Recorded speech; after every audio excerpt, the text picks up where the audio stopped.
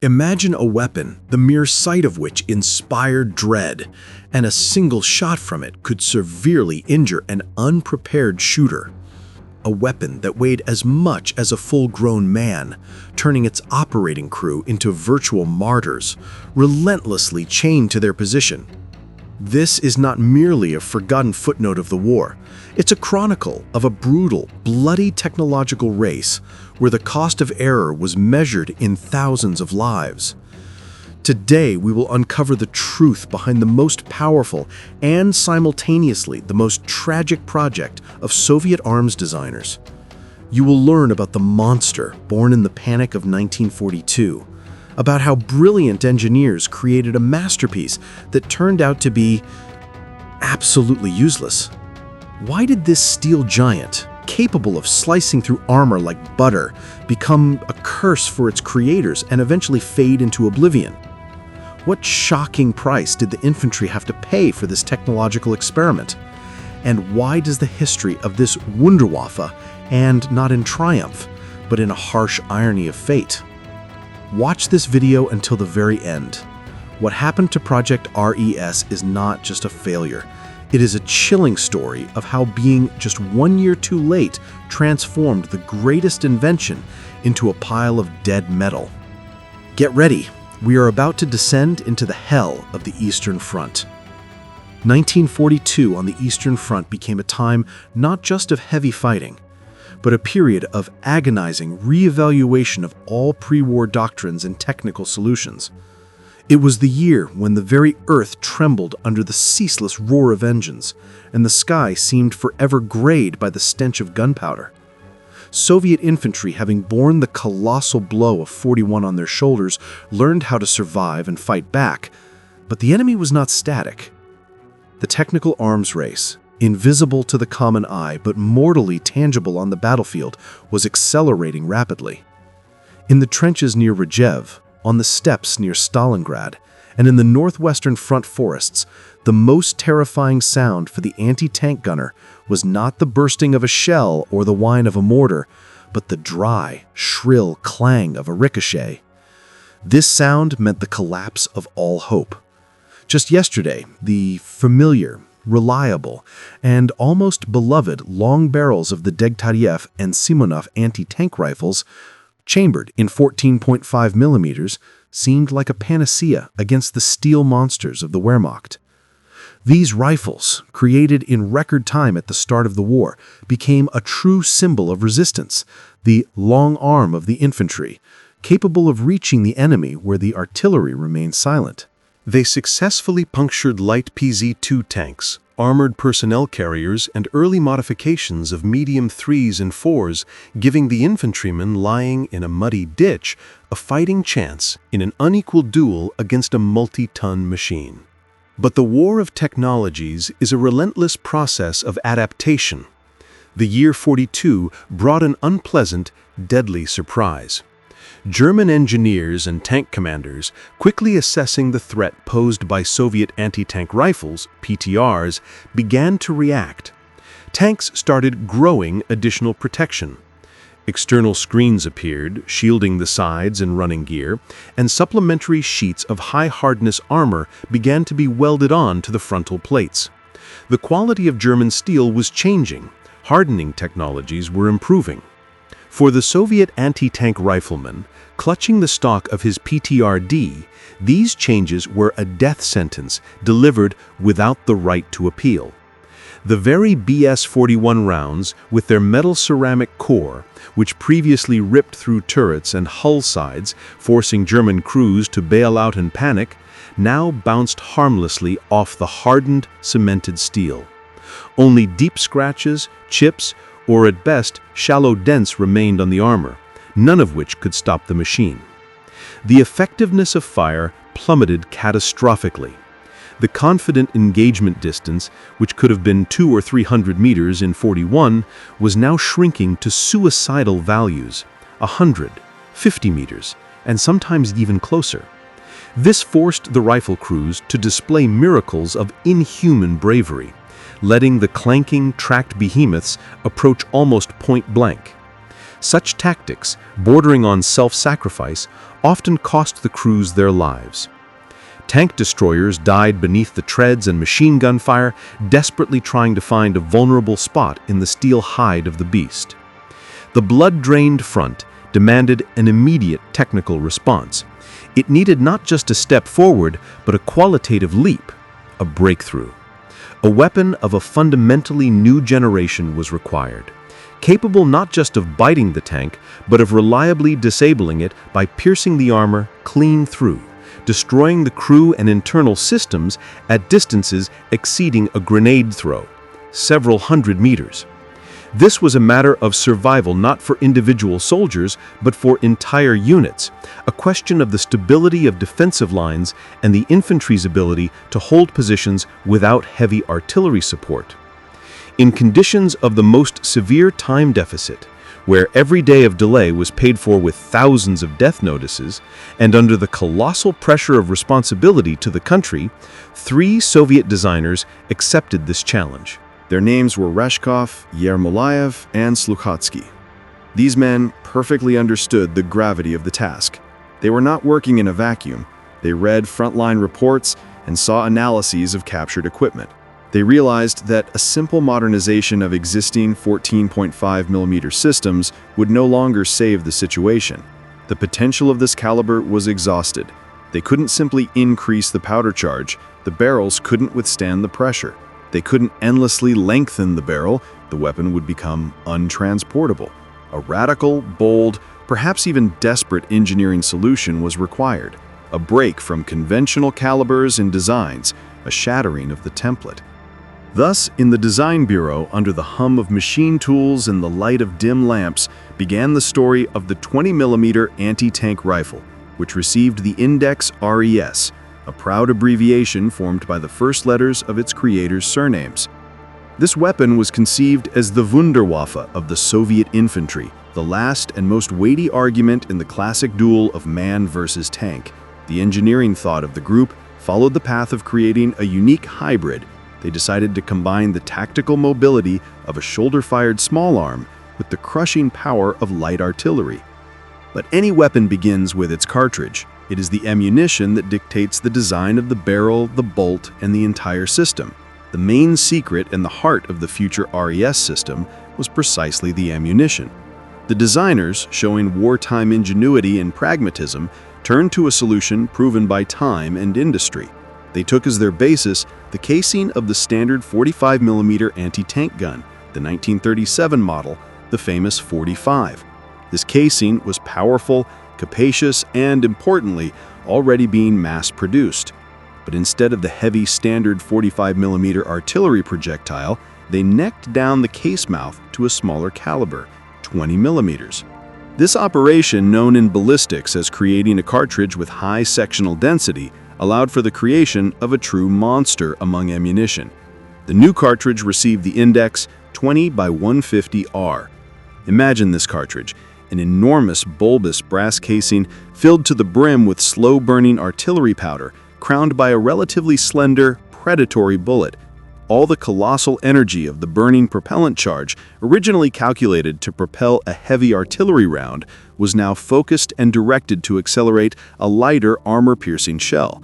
This generated monstrous pressure in the barrel bore, but also promised unprecedented results. The heart of this 20mm shell was a core of an ultra-hard alloy based on tungsten carbide. Tungsten at the time was a strategic, highly scarce metal, every gram of which was strictly accounted for, yet resources were allocated for this particular project. This decision allowed them to achieve ballistic performance figures that, for 1942, seemed like something out of science fiction or theoretical calculations. The projectile's muzzle velocity reached 800 meters per second. For such a caliber and mass, this was an immense figure. It was a speed that turned a piece of metal into a concentrated burst of kinetic energy, capable of piercing matter with terrifying efficiency, seemingly ignoring the laws of material preservation. During closed proving ground tests, the results stunned even experienced military observers from the main artillery directorate. The dry figures of the reports spoke louder than any emotions. At a distance of 100 meters, the RES shell confidently penetrated a medium-hardness steel plate 70 millimeters thick. 70 millimeters. This was the thickness of the frontal armor on most tanks of that period. But even at a distance of 300 meters, which was considered a safe range for tanks against ordinary rifle fire, the penetration remained at 50 millimeters. This meant that virtually any German tank of that era, be it the latest PZ-3 modifications with spaced armor or the PZ-4, could be reliably disabled in vulnerable spots, and often frontally, from a distance safe for the shooter. The Soviet infantrymen gained the ability to destroy the enemy without letting it approach within grenade-throwing range. However, creating a unique cartridge was only half the job, and perhaps the easier half. This colossal, wild energy of the shot had to be tamed, directed at the target, and the firing process itself made safe for the shooter. The RES rifle itself, developed for this ammunition, was an imposing, even frightening structure. It was a single-shot system with a bolt-action mechanism. If one looks closely at the surviving blueprints and rare museum exhibits, it becomes obvious that the term rifle here is used very loosely, more due to inertia of thought. In essence, in its internal ballistics and the stresses it generated, it was a small, maximally compact field gun, somehow miraculously adapted for use by infantry without a heavy wheeled carriage or gun shield. Such phenomenal firepower came at a high but inevitable price. The currency in this exchange was the weapon's weight. In firing position, the scales tipped at 72 kilograms for the RES. 72 kilograms of cold steel and mechanisms. To understand the true scale of this figure and feel the burden of this load, one only needs to recall that the ubiquitous, familiar Degutaryev anti-tank rifle, PTRD, weighed just 17 kilograms. The difference was colossal, more than fourfold. 72 kilograms turned the RES from a weapon of maneuver warfare, with which one could move quickly from crater to crater, into a semi-stationary strongpoint. Firing from the shoulder, from the knee, or quick position change by a single soldier was out of the question. The weapon firmly tethered its crew to the selected position. Servicing this steel behemoth required not one man and not two, but a well-coordinated, physically robust crew of 3, or preferably 4 people. They had not only to carry the heavy parts of the rifle, it could be disassembled into 2 parts for transport, but also to ensure the supply of ammunition, each round of which weighed significantly, and to prepare the firing position. But weight was not the only or even the most terrible problem faced by the designers Rashkov, Ermolayev, and Sluchatsky. The laws of physics are relentless and cruel. Action always equals reaction. The more powerful the shot, the higher the energy of the departing projectile, the stronger the recoil that slams into the shooter's shoulder. With such monstrous cartridge characteristics, the recoil should have been not just strong, but devastating, bone-crushing. It would have been capable not just of leaving a severe bruise, but of breaking the shooter's collarbone, injuring the spine, or ripping the heavy weapon from its position, overturning it. Traditional artillery systems solve this problem using complex, heavy, and expensive recoil absorption devices, hydraulic recoil buffers, and pneumatic recuperators, allowing the barrel to smoothly slide back within the cradle. But implementing such a system would have added dozens more kilograms to the already huge weight of the RES, finally turning it into a cannon and stripping it of the possibility of being carried by hand. It was here, at this critical juncture, that the true engineering genius of Comrade Sluchotsky revealed itself. He chose a different, unconventional path, abandoning complex mechanics. He developed and implemented a highly effective, active-type muzzle brake into the design. This device, located at the end of the barrel, looked like a complex system of windows and baffles. Its task was to catch the propellant gases that erupted from the barrel behind the projectile at supersonic speed and redirect their vector of motion. Sluchotsky's muzzle brake forced the gases to blast not forward but sideways and backward.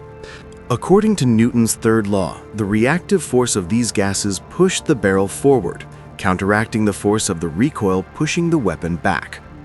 The calculations proved correct, and the implementation was brilliant. The muzzle brake absorbed a massive lion's share of the recoil energy. It made firing the 20mm Giant entirely manageable for a trained shooter, comparable in sensation to firing an ordinary PTR, albeit with a much more powerful acoustic wave. This was an elegant, beautiful engineering solution that allowed the abandonment of bulky recoil mechanisms and kept the design within the limits, though barely, of a portable infantry weapon. The rifle was also equipped with a buttstock shock absorber and a soft pad, but the main work was done by the muzzle brake. The manufacturing base for the new weapon was the legendary Kovrov Plant No. 2, named after Kirkis, a true citadel, the forge of Soviet small arms. Here, in the workshops where the weapons of victory were being hammered out, the best master craftsmen and technicians worked. Despite the incredible difficulties of wartime, the deficit of high-quality steel, power outages, and the production lines being overloaded with machine guns and submachine guns, the plant managed to master the production of the new article. 2 small experimental batches were released. At the end of 42, workers assembled the first 28 units, and in 43, another 43 units. These were bespoke, almost jewelry-grade items, each undergoing the strictest quality control and military acceptance. The rifles were immediately, straight from the factory gates, sent to the front, to active units for testing in real, most brutal combat conditions. On the front lines, the RES was met with interest and hope. The weapon immediately proved its effectiveness and found its place in the fire system. It occupied a unique tactical niche that had been conspicuously empty until its appearance. On one side, commanders had the light PTRD and PTRS, which, as we mentioned, had become virtually powerless against the frontal projection of medium tanks by this point, forcing their crews to seek flanking positions, hunting for sides and tracks. On the other side were the 45mm anti-tank guns, powerful, capable of hitting any target, but bulky, high profile, and visible on the battlefield. The gun was difficult to camouflage, its crew was vulnerable to mortar fire, and it was impossible to quickly drag it across an exposed field. The RES turned out to be that golden mean, the ideal compromise. It was much more mobile than a cannon. A crew of 3 or 4 strong men could haul it into the attic of a village house, turning it into an impregnable pillbox, hide it in thick bushes at the edge of a forest, or quickly deploy it in a narrow, jagged trench.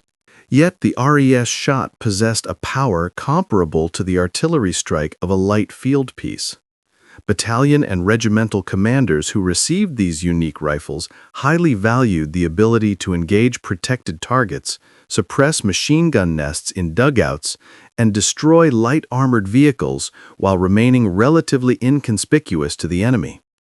The lack of a high shield and wheels made the RES position difficult to detect until the moment of opening fire, and the powerful muzzle brake, though it raised dust, allowed them to operate from greater distances where the flash was less noticeable. It seemed that the RES had a great and glorious future ahead of it. The weapon had passed its baptism by fire and received positive feedback from the frontline soldiers. The teething problems of the design, inevitable for any new model, were identified and promptly eliminated by factory teams. Industry was ready to deploy a large-scale series. Technical maps for mass production were being prepared. However, precisely at the moment when the system was fully ready for adoption and troop saturation, the wheel of history took another, unexpected and cruel turn. 1943 arrived, the year of the Battle of Kursk, a turning point not only in the Great Patriotic War, but also in the global evolution of world armor. New, terrible predators appeared on the battlefields, the German heavy tank PZ.6 Tiger and the new generation of medium tanks PZ.5 Panther. The appearance of these machines was a shock to the Allies. Their armor elevated protection to a fundamentally different, previously unattainable level. The frontal armor of the Tiger was 100 millimeters of high-quality steel. The sides were 80 millimeters. The Panther featured sloped frontal armor, whose equivalent resistance exceeded even the Tiger's figures. Against these steel fortresses, even the phenomenal for a handheld weapon 70 millimeters of RES penetration, which the designers had been so proud of a year earlier, proved completely insufficient. The performance that had caused delight in 42 and guaranteed the destruction of any target, now, upon meeting the new German Cat series in a frontal projection, became useless. The RES shell could leave only a dent on the Tiger's frontal plate, but could not penetrate it and inflict critical damage to the internal systems. Military thought ran into a conceptual dead end. It became evident that further increasing the caliber and muzzle velocity of the bullet in a shoulder-fired format was physically impossible. If they attempted to make the rifle even more powerful, for example 23 or 25 millimeters with even greater projectile speed, it would become so heavy, over 100 kilograms, that it would definitively turn into a cannon. It would require a carriage, wheels, a tow vehicle. It would lose its main trump card, its belonging to the infantry, the ability to be carried by hand. This was a physical limit, a concrete wall, the ceiling of possibilities for the classic kinetic barrel and bullet scheme. The era, which had lasted for decades, where an infantryman could stop a tank simply by accelerating a piece of hard metal to enormous speed with gunpowder in a long barrel, was rapidly and irrevocably becoming a thing of the past before the eyes of the astonished designers. The Soviet command, analyzing the situation after the Kursk salient and studying the knocked-out German tanks, made a difficult but the only correct strategic decision. Instead of trying to bash their head against the wall by pointlessly increasing the power and weight of classic rifles, the focus shifted to a fundamentally different physics of destruction. The gaze of military theorists and engineers turned toward rocket-propelled infantry weapons and, crucially, high-explosive anti-tank, heat, ammunition. The principle of operation for a heat charge radically differed from kinetic energy. The cumulative jet, formed by the detonation of a special-shaped charge explosive liner, burned through the armor with a focused blast. The penetration capability of such a shell did not depend on the speed of impact, it could be minimal, or the firing distance. This opened the way for the creation of light, compact, inexpensive grenade launchers, the future RPGs and recoilless rifles that would forever change the face of war and make the tank vulnerable to any soldier. In light of these global tectonic shifts in warfare, further work on classic anti-tank rifles was deemed unpromising and obsolete. Project RES, despite its extremely high technical perfection, the elegance of its solutions, and the brilliant, selfless work of the design trio, was terminated. The order to cease production and halt development drew a final line in the short but brilliant history of this unique model. The rifle, which under different circumstances could have become a legend alongside the PPSH and the T-34, fell victim to the incredibly rapid technological progress of the mid-20th century. It was tragically late by just 1 to 1.5 years. Had the RES appeared in 41 during the Battle of Moscow, it would have been an absolute dominator, a tank killer, the nightmare of the Panzerwaffe, capable of halting Guderian's tank wedges. But in 43, near Prokhorovka and on the Dnieper, its time had already run out, never truly having begun in full force. The RES anti-tank rifle remains in the history of military technology as a majestic and slightly sad swan song of an entire direction of Soviet and global arms design. It was a magnificent, powerful final chord concluding the era of kinetic rifles. In this model, Soviet engineers reached the absolute limit, the pinnacle of the possible, proving to the world that they were capable of creating a hand-portable weapon with artillery power, capable of challenging heavy armor. But the very fact of its creation, its extreme characteristics, and its subsequent fate vividly demonstrated that the path of kinetic penetration for man-portable weapons was a dead end in the endless, eternal race between projectile and armor. This evolutionary branch hit a natural ceiling imposed by human capabilities to carry heavy loads and tolerate recoil. Today, the remaining single specimens of the RES, having survived the crucible of war and the scrap heap, are extremely rare, priceless museum exhibits. They are stored in the reserves of military museums, hidden from the general public, serving as silent, stern witnesses to that heroic and terrifying time. A time when human genius, under mortal danger, frantically sought ways to put a force into the hands of a simple soldier, yesterday's peasant or worker, a force capable of crushing a steel, fire-breathing giant. Their history, embodied in cold metal, is an eternal reminder to future generations of how quickly, sometimes instantaneously, the technologies of war change, how one era succeeds another, and how important it is in this race to possess not only the correct, perfect weapon, but also to possess it at the correct historical time. It is a monument to engineering audacity, which, even having lost strategically, achieved a moral and technical victory over its circumstances. If we delve into the construction details, it is worth noting the special aesthetic of this weapon. The RES did not look like a crude piece of pipe, as some ersatz models of the time did. It was a machine that clearly had pedigree. The long barrel, crowned by the complex muzzle device, the massive receiver housing the powerful bolt, the comfortable fire control grips borrowed from aircraft or heavy machine guns, everything indicated that this was a weapon for professionals. The sighting devices were simple but reliable, designed for shooting at moving targets. The tangent sight was marked up to 600 meters, although, of course, the real effective range against tanks was half that. The bipod was also an interesting solution. It was not merely a prop, but a robust assembly that ensured stability during firing and allowed the weapon to be traversed within a small sector without repositioning the supports. The fate of the designers themselves deserves separate mention. Rashkov, Ermolayev, and Slukohotsky did not gain widespread fame like Degtyaryov or Kalishnikov. Their names are known mainly to a narrow circle of specialists and arms historians, but their contribution to the victory is undeniable. The work on the RES allowed them to refine technologies and solutions that were subsequently used in other weapon designs, including aircraft cannons.